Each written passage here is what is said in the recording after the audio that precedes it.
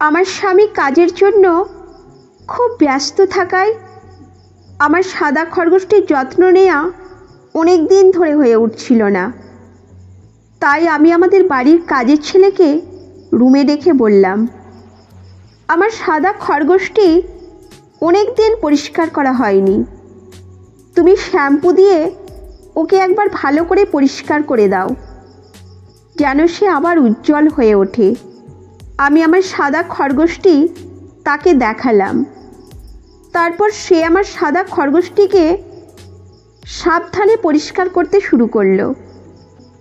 আমি খেয়াল করলাম ওর লোমগুলো শুষ্ক হয়ে গিয়েছিল। তাই বললাম, তুমি একটু তেল মাখিয়ে দাও যাতে ওর লোম ছকছকে আর নরম হয়ে ওঠে। সে মনোযোগ দিয়ে কাজটি করল। খরগোশটি বেশ শান্ত হয়ে গেল আর পরিষ্কার ও তেল মাখানোর পর ও আগের মতো উজ্জ্বল হয়ে উঠল। তারপর সে আমার সাদা খরগোশটির উজ্জ্বলতা দেখে সে আর থাকতে না পেরে তার সাথে 3 ঘন্টা ধরে, হ্যালো বন্ধুরা, আমার নাম সোনালি। আমার কাছে অর্থের অভাব ছিল না। আমাদের বাড়িতে সব রকমের সুরক্ষা ছিল, কিন্তু স্বামীর ভালোবাসা ছিল না। অন্য নারীদের মতো আমিও আমার স্বামীর ভালোবাসা চাইতাম। আমি সারাদিন বাড়িতে বিশ্রাম করতাম, কারণ স্বামীর কাজের জন্য একজন কাজের লোক রেখেছিলেন। একদিন যখন আমাদের কাজের লোকটি অসুস্থ হয়ে পড়ে, তখন তিনি তার যুবক পুত্রকে কিছুদিনের জন্য কাজের জন্য পাঠান। পরদিন তার পুত্র আমার বাড়িতে আসে এবং আমি তাকে দেখে স্তব্ধ হয়ে যাই। সে এতটাই সুন্দর ছিলেন যে আমি বিশ্বাসই করতে পারছিলাম না। তার শক্তিশালী দেহ, ফর্সা গায়ে এবং নীল চোখ দেখে মনে হচ্ছিল তিনি যেন কোনো সিনেমার নায়ক। আমি মনে মনে ভাবছিলাম, এটি একজন রাজপুত্র। যখন সে আমাকে বলল, আমি রমনজির ছেলে রাজ, আমার বাবার শরীর খারাপ, তাই আমি এখানে কাজ করতে এসেছি, তখন আমি সত্যিই অবাক হলাম। তারপর আমি তাকে কাজের জন্য ভেতরে ডাকলাম এবং সোফায় বসে রইলাম। আমি তাকে প্রশ্ন করতে লাগলাম, তোমার নাম কি? তুমি কি কাজ করো? রাজ আমাকে জানালো, মালকিন, আমি এখানে সব কাজ ভালোভাবে করব, আপনাকে কোনো অভিযোগের সুযোগ দেব না। তখন আমি মুচকি হেসে বললাম, কিন্তু কি তুমি জানো, কাজের চেয়ে মালিক বা মালকিনকে খুশি করা অনেক গুরুত্বপূর্ণ। তুমি কি তা করতে পারবে? রাজ বলল, মালকিন, আমি কেবল কাজ করব এবং আপনাকে খুশি করার চেষ্টা করব। এরপর থেকে আমি সবসময় তাকে দেখতে থাকতাম। আমি জানতাম যে আমি তাকে খুব পছন্দ করতে শুরু করেছি এবং আমার সাদা খরগোশটির শারীরিক চাহিদাও বেড়ে যাচ্ছিল। একদিন আমার স্বামী কাজে বাইরে গিয়েছিলেন। আমি তার অনুপস্থিতিতে ফোনে ভিডিও দেখতে দেখতে বিরক্ত হচ্ছিলাম। রাজকে দেখে আমার মনে হলো যে আমার ইচ্ছাগুলি বেড়ে যাচ্ছে। আমি তাকে আমার সাদা খরগোশটির শারীরিক চাহিদা পূরণের জন্য আকৃষ্ট করতে চাইছিলাম।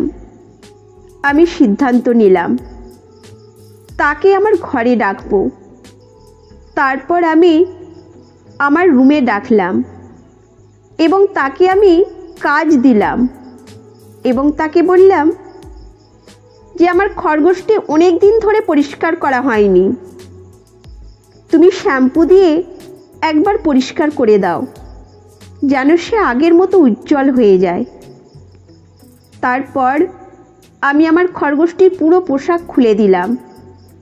তারপর তাকে বললাম, নাও, এবার আমার সাদা খরগোশটি আগের মতো পরিষ্কার করে দাও, যাতে সে আগের মতোই ফর্সা হয়ে যায়।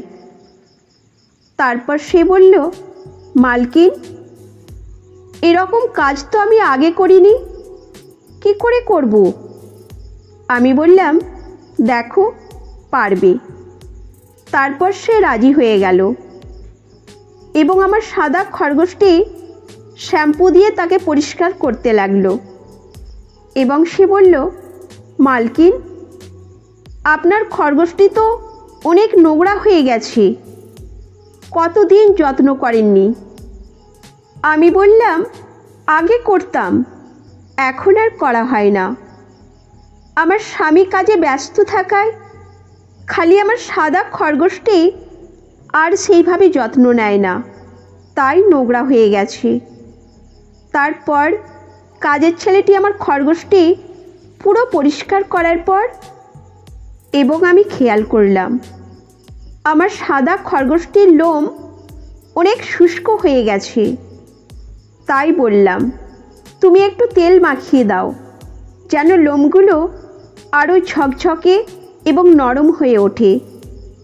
সে খরগোশের লোমে তেল মাখাতে শুরু করলো, আর ধীরে ধীরে লোমগুলো আরও মসৃণ আর উজ্জ্বল হতে লাগলো।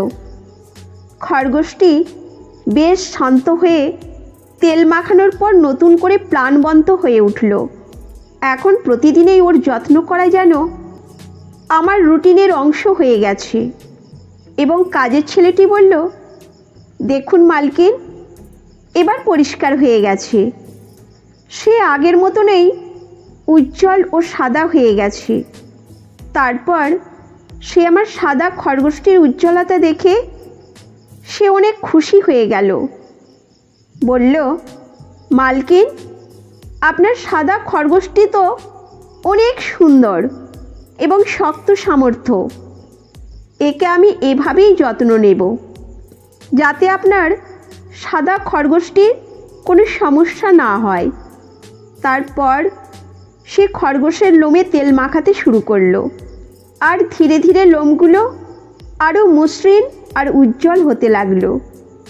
আমি সেই কাজের ছেলেটির হাতের কাজ দেখে আমি খুব খুশি হয়ে গেলাম। এরপর তাকে বললাম, তুমি এরপর থেকে এই কাজ প্রতিদিনই করবে, তাতে আমার সাদা খরগোশটি এইভাবেই উজ্জ্বল হয়ে থাকে। কারণ আমার স্বামী কাজের ব্যস্ততার কারণে এর খেয়াল রাখতে পারে না। তাই তুমি প্রতিদিন এসে আমার সাদা খরগোশটি এভাবেই যত্ন নিতে থাকো এবং তার খেয়াল রাখতে থাকবে। তারপর সে আমার সাদা খরগোশটির উজ্জ্বলতা দেখে সে আর থাকতে না পেরে বলল, মালকিন, আমি কি আপনার সাদা খরগোশটির সাথে একটু খেলতে পারি? আমি বললাম, কেন না, আমার স্বামী তো তার সাথে খেলার জন্য সময় দিতে পারে না, তাই তুমি তার সঙ্গে একটু খেলে নাও। আর আমি তাকে বললাম, তুমি আমাদের বাড়িতে যখনই আসবে, আমাদের বাড়ির কাজের আগে তুমি আমার সাদা খরগোশটির সাথে আগে খেলে নিও, তারপর বাড়ির কাজ করো।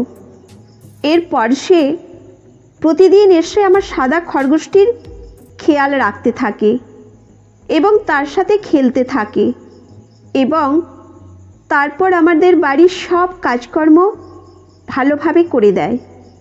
এইভাবেই আমাদের দিন চলতে থাকে।